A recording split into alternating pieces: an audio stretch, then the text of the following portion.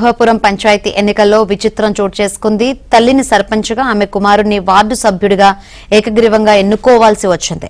పంచాయతీ ఎన్నికల్లో నాగహాపురం గ్రామ సర్పంచ్ పదవి ఎస్సీకి రిజర్వ్ అయింది. అయితే 471 మంది ఉన్న గ్రామంలో 2 ఎస్సీలు ఉన్నారు.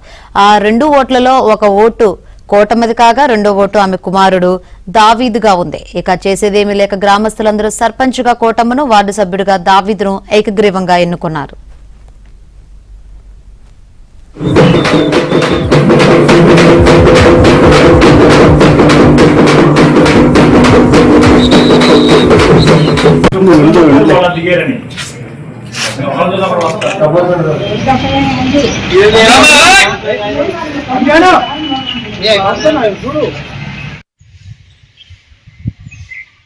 నాలుగు 471 మంది ఉన్న గ్రామంలో 2 ఎస్సీలు ఉన్నారు.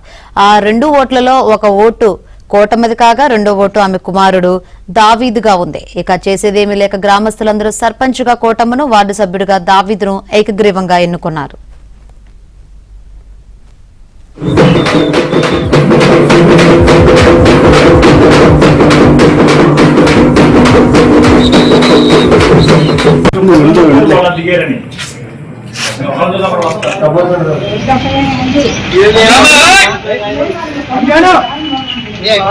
చూడు